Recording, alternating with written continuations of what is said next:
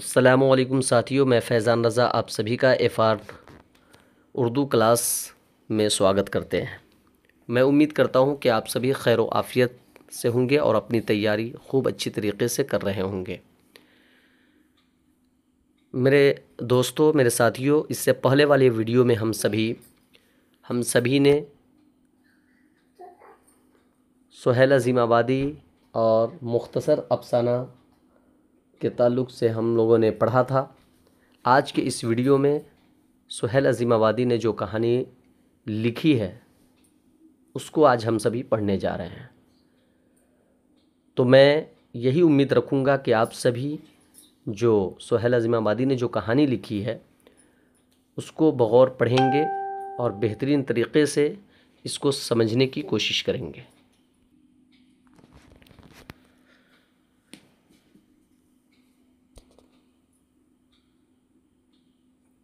तो मैं उम्मीद करता हूं कि आप सभी इस क्लास को अच्छी तरीके से पढ़ेंगे और समझने की कोशिश करेंगे। तो चलिए, आज हम सभी इस क्लास में, इस जमात में जो ये वीडियो मैं बनाने जा रहा हूं, इसमें भाभी जान, जो कि आप सभी देख पा रहे हैं, भाभी जान के बारे में हम सभी आज पढ़ने जा रहे हैं, हम सभी पढ़ेंगे। और मैं सभी साथियों से यही गुजारिश करूंगा कि आप सभी को मेरे इस वीडियो को बग़ौर सुनना है और बस सिर्फ समझते हुए चलना है, और जहाँ जहाँ पर मेन पॉइंट होंगे उसे नोट डाउन कर लेना है। वीडियो को रोककर आप सभी अपनी कॉपी में क्या कर लेंगे, लिख लेंगे। जो यानी अहम नुकात होंगे उस सभी को आप अपनी कॉपी पर ज़रूर लिख लिया करेंगे, ताकि एग्ज़ाम में आप सभी को फ़ायदा हासिल हो सके। तो भाभी जान, जैसा कि आप सभी देख पा रहे हैं, आज हम भाभी जान के बारे में पढ़ेंगे कि भाभी जान जो ये कहानी है बहुत ही रोचक कहानी है और दिल छू जाने वाली कहानी है। इसको हम सभी पढ़ने जा रहे हैं। तो स्टार्ट करते हैं आज का सबक, भाभी जान। कहा जा रहा है कि जब रुक़ैया भाभी याद आती है तो मेरा सर खुद ब खुद जज्बे एहतराम से झुक जाता है।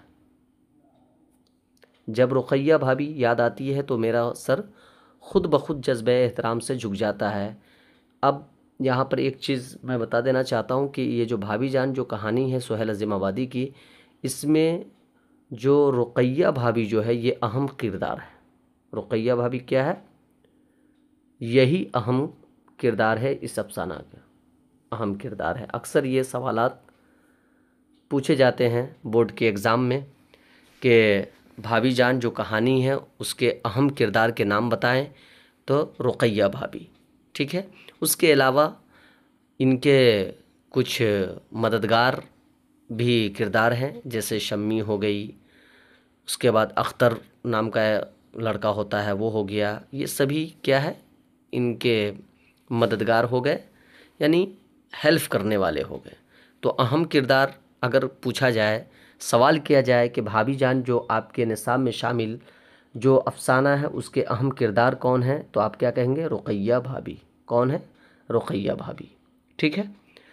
तो क्या कह रहे हैं कि जब रुक़ैया भाभी याद आती है तो मेरा सर खुद ब खुद जज्बे एहतराम से झुक जाता है। यानी रुक़ैया भाभी इतनी प्यारी थी, इतनी अच्छी इंसान थी कि ये जो कहानी बयान कर रहा है कौन है, वो उसका देवर कहानी बयान कर रहा है। ये भी याद रख लें, ये बहुत बच्चे नहीं समझ पाते हैं कि आखिर ये कहानी कौन बयान कर रहा है। ये कहानी बयान अख्तर नाम का लड़का कर रहा है, और वो ये कहता हुआ नज़र आ रहा है कि जब रुक़ैया भाभी याद आती है तो मेरा सर खुद ब खुद जज्बे एहतराम से झुक जाता है। अब कहानी कौन बयान कर रहा है, अगर इस यानी कि पॉइंट को अगर आप लोग पकड़ लेते हैं तो ये कहानी आपको बआसानी समझ में आ जाएगी, ठीक है। तो अख्तर आप अपने जहन में रखेंगे। अख्तर नाम का लड़का है जो इस कहानी को बयान कर रहा है, और हमारे अफ़साना निगार यानी सुहेल अज़ीमाबादी ने क्या किया है कि अहम किरदार रुक़ैया को बनाया है, और कारी कौन है इसमें? अख्तर नाम का लड़का है, ठीक है, जो रुक़ैया भाभी के देवर है। अब बस यही याद रख लें कि कहानी बयान कौन कर रहा है, तो ये अख्तर कर रहा है। अब यहाँ से अच्छी तरीके से हम सभी इस कहानी को समझ सकते हैं आसानी के साथ। तो कहा जा रहा है कि जब रुक़ैया भाभी याद आती है तो मेरा सर खुद ब खुद जज्बे एहतराम से झुक जाता है, और ऐसा महसूस होता है कि जैसे उनकी ज़ात सरापा रोशनी है। अब यहाँ पर रुक़ैया भाभी को अख्तर ने किससे तशबीह दी है? तो रोशनी से। अब एक चीज़ को दूसरी चीज़ से तशबीह देना, यानी तशबीह किसे कहते हैं, ये क़वायद के क्वेश्चन होते हैं कि तशबीह किसे कहते हैं। तो क्या कहेंगे कि एक इस्म को दूसरे किसी इस्म से तशबीह देना, यानी उस जैसा समझना, भले ही उसकी असली सूरत उस जैसी ना हो, बट किसी खूबी के बिना पर, किसी खासियत के बिना पर किसी को किसी चीज़ से तशबीह देना, वही तशबीह कहलाता है। जैसे अहमद शेर की तरह है, मतलब अहमद शेर है नहीं, बट क्या है कि वो ताकत में शेर की तरह है। वैसे ही यहाँ पर क्या है कि रुक़ैया भाभी क्या है कि वो एक ज़ात सरापा रोशनी है। मतलब क्या है कि वो चिराग नहीं है, बट वो चिराग जैसा काम कर रही है, यानी लोगों की हेल्प कर रही है, गोया के लोगों की मदद करना। जिस तरीके से एक चिराग का काम होता है अंधेरे को दूर करना और उजाला लाना, वैसे ही रुक़ैया भाभी का किरदार है कि कमी को दूर करना और अच्छाई लाना, गम को दूर करना और खुशी लाना। बात समझ में आ गई? तो यहाँ पर रुक़ैया भाभी को किस चीज़ से तशबीह दी गई? तो रोशनी से तशबीह दी गई। ठीक है। कह रहे कि उनकी याद के साथ साथ मुझे वो शमा याद आ जाता है जो कलीसा की ऊंची कुर्बानगाह पर। ये कलीसा होता क्या है? कलीसा बोलते हैं गिरजाघर को। किसे बोलते हैं? गिरजाघर को। जो ईसाइयों का गिरजाघर होता है, जैसे कि सपोज डेट मैं एग्ज़ाम्पल के तौर पर ये कह सकता हूँ, मिसाल के तौर पे, कि जिस तरीके से हिंदुओं यानी गैर मज़हब के लोगों के लिए मंदिर इबादतगाह है, हम मुसलमानों के लिए मस्जिद इबादतगाह है, वैसे ही कलीसा क्या है? ईसाइयों की इबादतगाह होती है। ठीक है। तो वही कह रहे हैं कि उनकी याद के साथ साथ मुझे वो शमा याद आ जाती है जो कलीसा की ऊंची कुर्बानगाह पर जलती और पिघलती रहती है। ठीक। और जब पादरी इबादत ख़त्म करके कुर्बानगाह से उतर जाता है तो भी वो खामोश ज़बान से खुदावंद यसू का पैगाम सुनाती रहती है। खुदावंद यसू का पैगाम सुनाती रहती है, जो दूसरों का गुनाह बख्शवाने के लिए सलीब पर चढ़ाया गया, मगर वह जो अब तक ज़िंदा है और क़यामत तक ज़िंदा रहेगा और सबको निजात दिलाएगा। अब यहाँ पर देखिए, इस लाइन को अच्छी तरीके से समझने की बात है। यहाँ पर क्या कहा गया कि उनकी याद के साथ साथ मुझे वो शमा याद आ जाती है जो कलीसा की ऊंची कुर्बानगाह पर जलती है।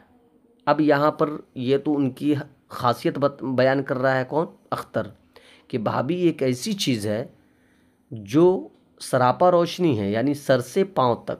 सरापा बोले तो सर आपा, यानी सर बोले तो सर, आपा मतलब पाँव। सर से पाँव तक क्या है? ये रोशनी है। अब ये रोशनी से तशबीह दे दी गई। फिर दूसरी लाइन में ये कह रहे कि उनकी याद के साथ साथ मुझे वो शमा याद आ जाता है जो कलीसा की ऊंची कुर्बानगाह पर जलती और पिघलती रहती है। यानी कि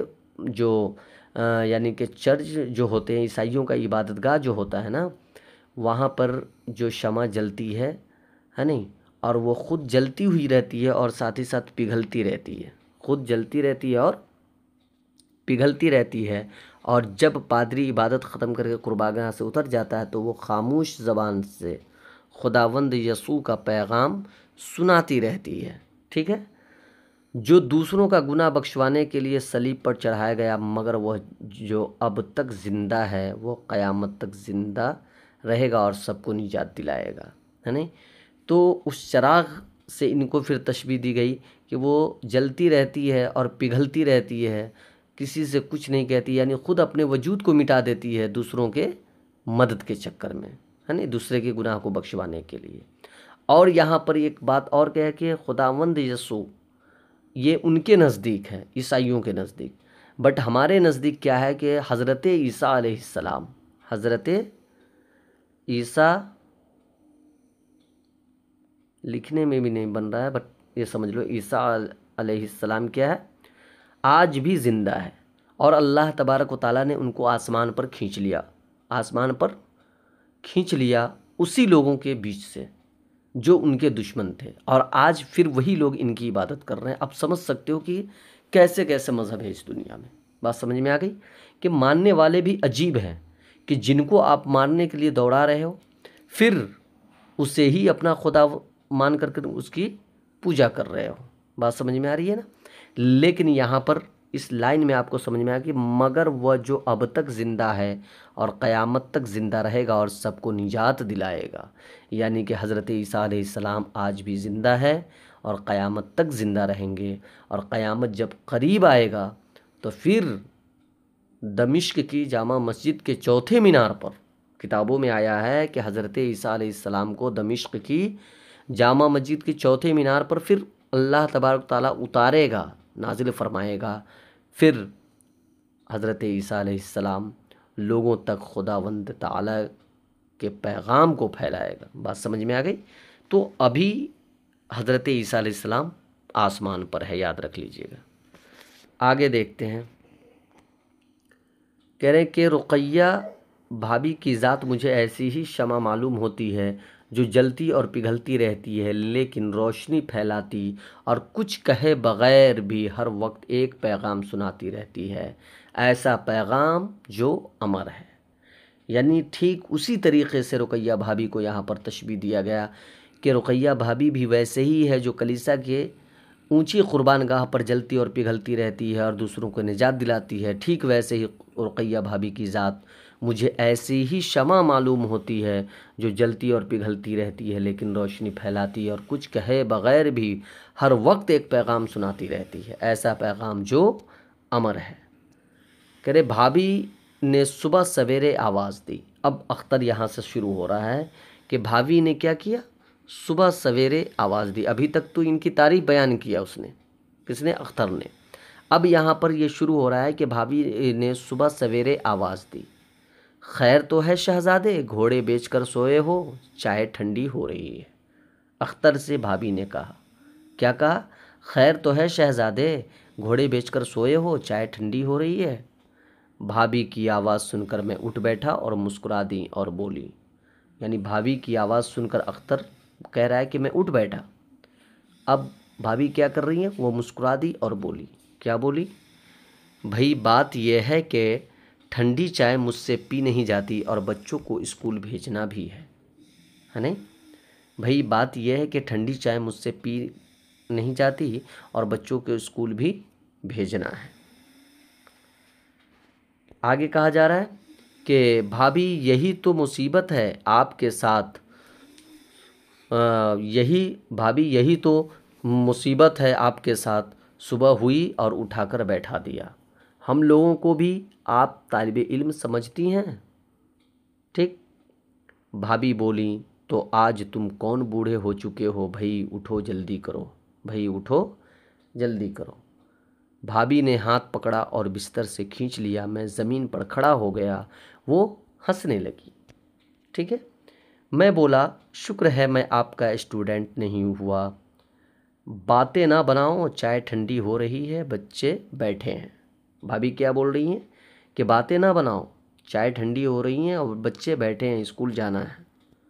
अब उसके बाद क्या होता है, लेकिन अख्तर क्या कह रहा है, लेकिन मुझे नींद आ रही है भाभी, रात भर नहीं सो सका हूँ। मैंने एहतजाज करते हुए कहा, एहतजाज करते हुए कहा, यानी कि ये रिक्वेस्ट करना, एहतजाज बोले तो रिक्वेस्ट करते हुए अख्तर ने कहा कि मुझे नींद आ रही है भाभी, रात भर नहीं सो सका हूँ। चाय के बाद दूसरी किस्त सो लेना। अब भाभी ने क्या कहा कि ठीक है, कोई बात नहीं है, चाय के बाद दूसरी किस्त सो लेना, दूसरा हिस्सा सो लेना। किस्त का लफ्ज़ सुनकर मैं हंस पड़ा और वह बोली। अब किस्त का लफ्ज़ जैसे ही भाभी ने कहा, अख्तर कह रहा है कि मैं हंस पड़ा। फिर भाभी क्या बोल रही हैं, भाभी कह रही हैं कि शायर होकर दाद नहीं देते, क्योंकि अख्तर एक शायर था। और भाभी ने जैसे ही किस्त का लफ्ज़ बोला तो वो ये बात सुनकर अख्तर हंस पड़ता है। फिर भाभी बोलती हैं कि शायर होकर दाद नहीं देते, यानी कि तुम मुझे वाह वाह नहीं देते। कहते क्या लफ्ज़ मैंने इस्तेमाल किया है। अगर टोबान अवध बाकी हो, नवाबान अवध बाकी होते, अगर नवाबान अवध, नवाबों की जमा नवाबान, याद रखेंगे नवाबों की जमा नवाब की जमा क्या है, नवाबान, याद रखिएगा नवाबान, नवाब की जमा नवाबान। कि अगर नवाबान अवध बाकी होता है, ये अवध क्या है, ये अवध, ये लखनऊ के इलाके को अवध कहा जाता है, याद रखिएगा। लखनऊ, लखनऊ के यानी कि एरिया को क्या कहा जाता है, लखनऊ के एरिया को अवध कहा जाता है, याद रखिएगा। कि अगर नवाबान अवध बाकी होते तो इस एक लफ्ज़ के इस्तेमाल पर एक जागीर तो ज़रूर बख्श देते। ठीक है, चलो भाई तुम ज़रा जल्दी करो, इतना ही सही। अब आगे देखते हैं। कह रहे कि और भाभी खाने के कमरे में चली गई। अख्तर क्या कह रहा था, और भाभी क्या हुई, खाने के कमरे में चली गई, यानी बावर्ची खाने में चली गई। और जब थोड़ी देर में मैं मेज़ पर पहुंचा तो बच्चे चाय ख़त्म कर रहे थे। बच्चे क्या कर रहे थे, चाय ख़त्म कर रहे थे। बच्चे क्या कर रहे थे, चाय ख़त्म कर रहे थे। नन्ही रैहाना बोली। अब ये रैहाना कौन है, तो ये रुकैया भाभी की बेटी है, रैहाना, याद रखिएगा। रुकैया भाभी की बेटी का नाम क्या है, तो रैहाना। रैहाना बोली चचा जान, हम लोग चाय ख़त्म कर चुके हैं, अब आप हमारी जूठी चाय पीजिए। अब यहाँ पर ये सवाल पूछा जा सकता है कि नन्ही रैहाना ने क्या बोला, तो आप क्या कहोगे कि जवाब में क्या होगा कि नन्ही रैहाना ने कहा कि चचा जान हम लोग चाय ख़त्म कर चुके हैं, अब आप हमारी जूठी चाय पीजिए। स्कूल की लारी ने हारन बजाया और बच्चियाँ ताली बजाती हुई बाहर चल दी। भाभी ने चाय ढालकर मेरी तरफ बढ़ाई और बोली अगर तुम जवान इतनी देर तक सोते रहोगे तो क्या करोगे। अगर तुम जवान इतनी देर तक सोते रहोगे तो क्या करोगे। ठीक है, अब अख्तर क्या जवाब दे रहा है कि शेर कहूँगा और क्या करूँगा। अख्तर क्या जवाब दिया कि शेर कहूँगा और क्या करूँगा, और कुछ नहीं, और कुछ नहीं। भाभी मानी खेज अंदाज से मुस्कुराई, है नहीं। अख्तर ने क्या कहा कि शेर कहूँगा और क्या करूँगा, और कुछ नहीं। भाभी मानी खेज अंदाज से मुस्कुराई। मैं कुछ झींप सा गया, मैं कुछ झींप सा गया। भाभी की मुस्कुराहट बहुत दूर तक इशारा कर रही थी। भाभी की मुस्कुराहट बहुत दूर तक इशारा कर रही थी। फिर वो आहिस्ता से बोली, फिर वो आहिस्ता से बोली कि तुम्हारे भाई जान ठीक 4 बजे उठ बैठते थे। अब यहाँ पर यह भी सवाल बनता है कि रुकैया भाभी के जो शौहर थे उनके उठने का मामूल क्या था, तो आप ये बता सकते हो कि वो 8 बजे 4 बजे उठ बैठते थे। क्या बजे, 4 बजे उठने का मामूल था उनका, और चाय पीकर काम शुरू कर देते थे। शुरू में तो मुझे भी बड़ा जब्र होता था, लेकिन आज सुबह उठने की आदत काम आ रही है।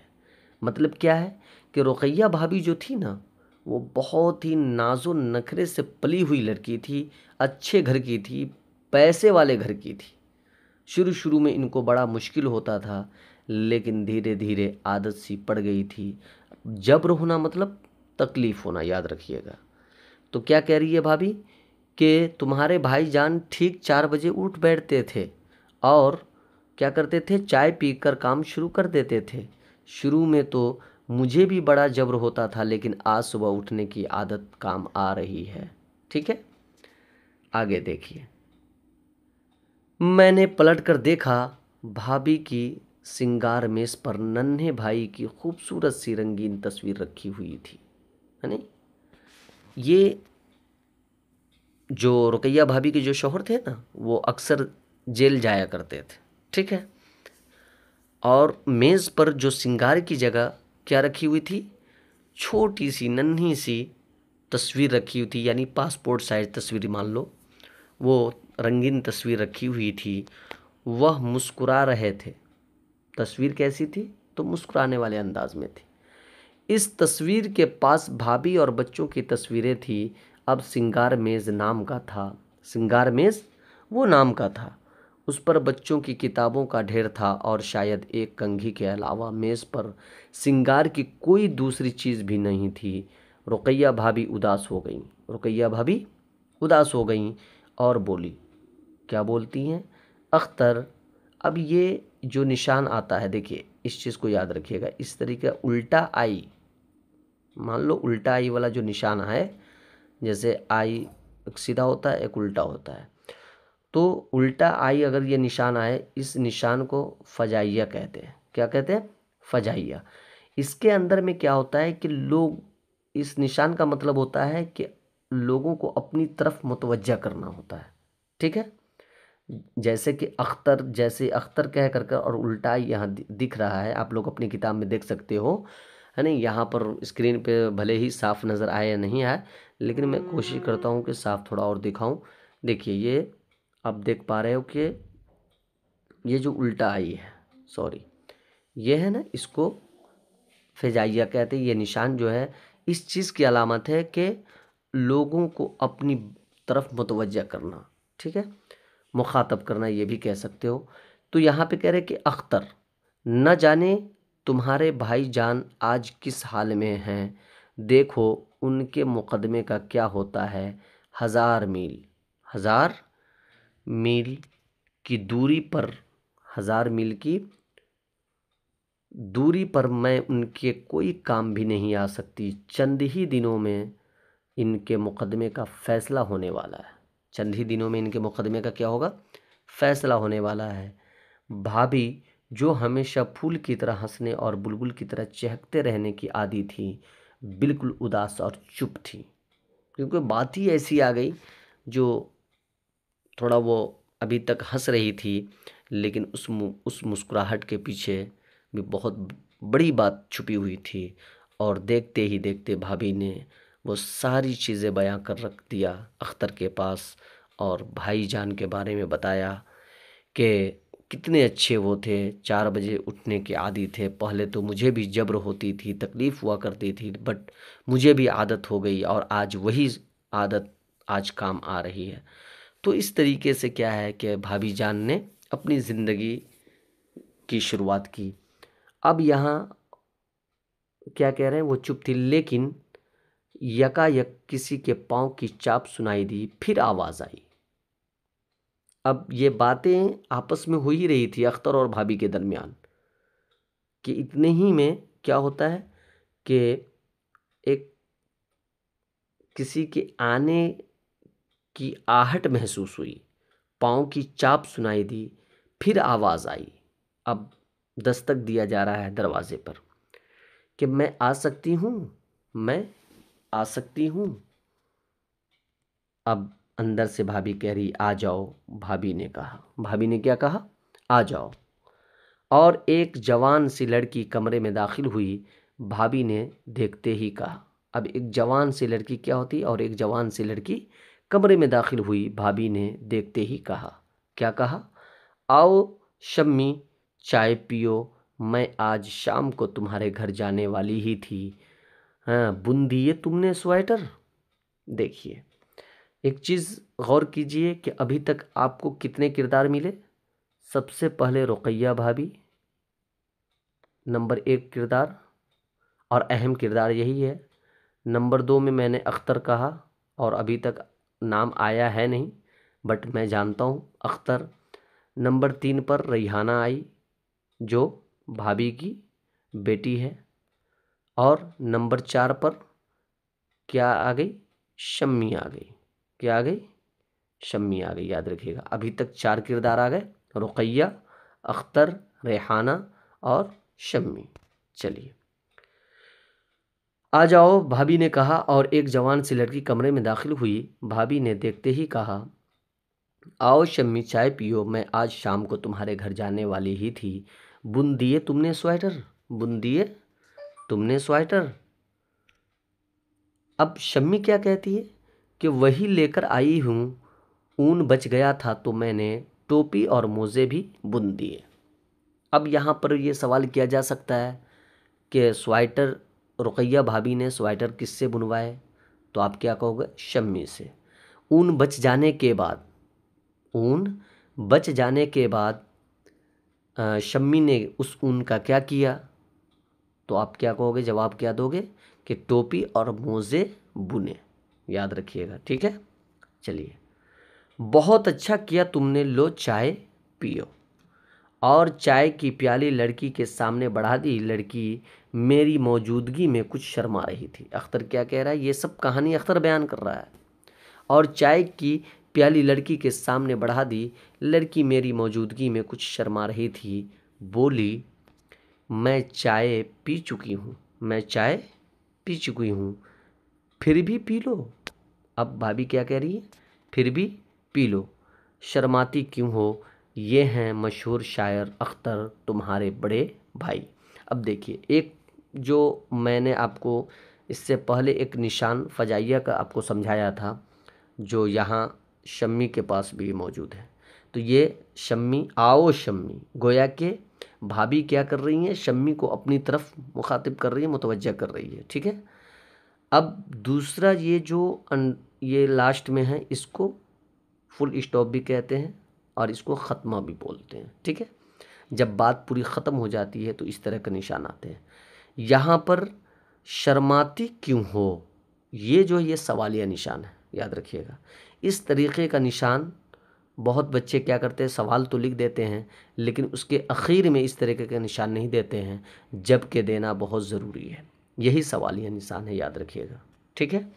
तो इस तरीके से जो निशान नज़र आए वो सवालिया होता है, इस तरीके का जो होता है वो ख़त्मा होता है, और उल्टा आई जो होता है वो फ़जाइया होता है। याद रखिएगा, 3 निशानात अभी आप लोग जान गए हैं। इंशाअल्लाह धीरे धीरे सभी मैं बताता चलूँगा, और ज़िंदगी ने वफ़ा बख्शी तो इंशाअल्लाह मैं क़वायद की वीडियो में मैं ये सारी चीज़ें आपको पढ़ाऊँगा, ठीक है। और इस तरीके से भी सवालात पूछे जाते हैं, है नहीं।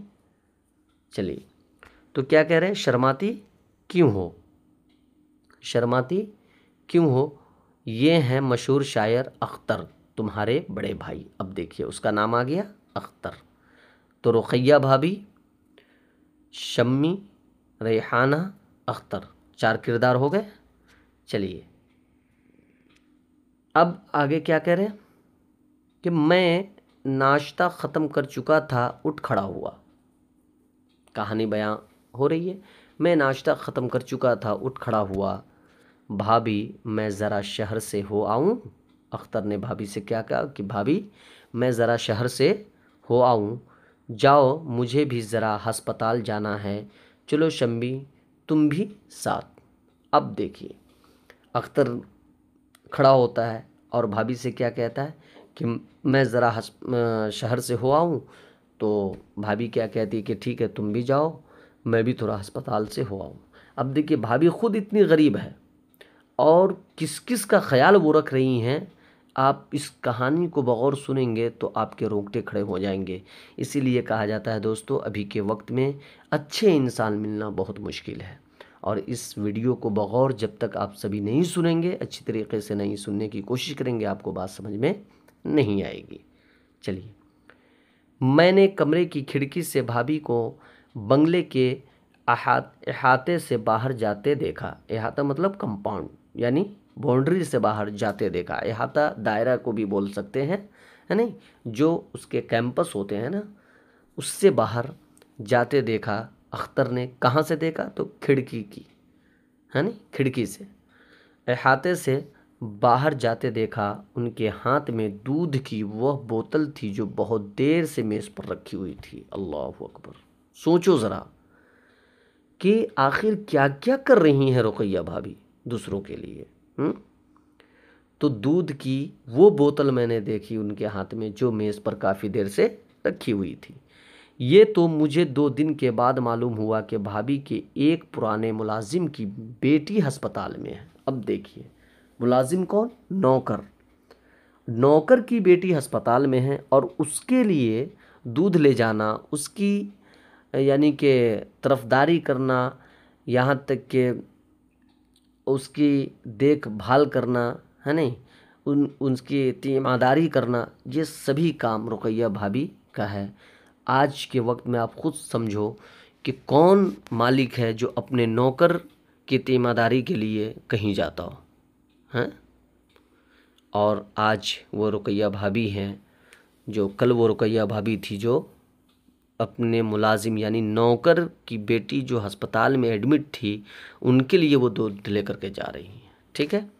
2 महीने पहले उसके शौहर का इंतकाल हो गया था और उसके बच्चा पैदा हुआ है। उसका कोई भी देखने वाला नहीं, उसका कोई भी देखने वाला नहीं, यानी मुलाजिम की बेटी है। 2 महीने पहले उसके शौहर का इंतकाल हो गया था और उसके बच्चा पैदा हुआ है, उसका कोई भी देखने वाला नहीं है। उसे देखने जा रही हैं कौन? रुकैया भाभी। ठीक है।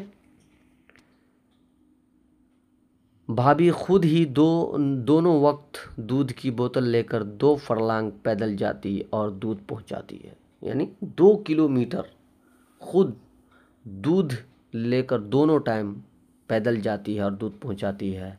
और स्वेटर और मोज़े उसी बच्ची के लिए बनवाए थे। अब यहाँ पर प्रश्न किया जा सकता है, सवालात पूछे जा सकते हैं कि स्वेटर और मोज़े जो बनवाए गए वो किसके लिए बनवाए गए? तो मुलाजिम की नतनी के लिए, है नहीं, याद रखिएगा, यानी मुलाजिम की बेटी के लिए बनवाए गए, क्योंकि सर्दी का मौसम शुरू हो रहा था और शम्मी उनके कॉलेज की एक गरीब तालिब इल्म थी। कौन थी? गरीब तालिब इल्म थी जो सिर्फ उनकी मदद के सहारे पढ़ रही थी। अब देखिए, एक तरफ अख्तर जो ये कहानी बयान जो कर रहा है ना, अख्तर के साथ भी कुछ मजबूरियां थी और उनके साथ भी कोई वाक़यात रूनुमा हो चुके थे। उसी यानी कि बातों को हल्का करने के लिए, सुलझाने के लिए ये अख्तर भाभी रुकैया के पास आता है और वो अपनी यानी कि जो भी परेशानियां हैं इनको सुनाना चाह रहा था, इससे हेल्प के लिए आया था। लेकिन यहाँ वो कुछ और ही मंजर देख रहा है कि रुकैया भाभी खुद परेशान है, उनके शौहर जेल में है, 2 बच्चे हैं जो पढ़ाई कर रहे हैं, उतनी आमदनी नहीं है, ख़र्चा बहुत ज़्यादा है। एक तरफ शम्मी है जो उसके कॉलेज की लड़की है, दूसरी तरफ वो मुलाजिम की लड़की है जो अस्पताल में एडमिट है, उसके बच्चा है और उसके लिए दूध ले जाना, 2 फरलांग पैदल चलना, फिर कुछ बच्ची को ट्यूशन पढ़ाना, बहुत सारे काम, ये सभी चीज़ अख्तर देख रहा है और दिल ही दिल वो बहुत ही यानी सकते में पड़ रहा है कि आखिर ये औरत है या मशीन है। खैर, वीडियो कुछ ज़्यादा लंबी हो जाएगी। मैं चाहता हूँ मेरे अज़ीज़ तालिब इल्मों कि आज का सबक यहीं रोका जाए। अभी हमने क्या पढ़ा है कि वो अस्पताल में उनके जो मुलाजिम की बेटी एडमिट है, जो बच्चा जन्म दी है और उसका शौहर इंतकाल हो चुका है, उनके लिए क्या है, दूध ले करके जाती हैं और वो भी पैदल जाती हैं दोनों टाइम, है नहीं। और किस लिए स्वेटर बनवाया? क्योंकि सर्दी का मौसम शुरू होने वाला था। शम्मी कौन थी? तो उसी के कॉलेज की एक यानी कि गरीब तालिब इल्म थी, है नहीं, मुतल्लिमा थी, जो भाभी के ही सहारे पढ़ रही थी। इंशाल्लाह नेक्स्ट वीडियो में इससे आगे हम पढ़ेंगे। मैं सभी दोस्तों से यही गुजारिश करूंगा, बच्चों से, कि मैंने जो भी पढ़ाया है इसको बगौर आप सभी सुनने की कोशिश करेंगे। वीडियो रुक रुक करके आप पढ़ेंगे, इंशाल्लाह आपको बात समझ में आ जाएगी। इजाज़त दीजिए। खुदा हाफिज़। फ़ी अमानिल्लाह।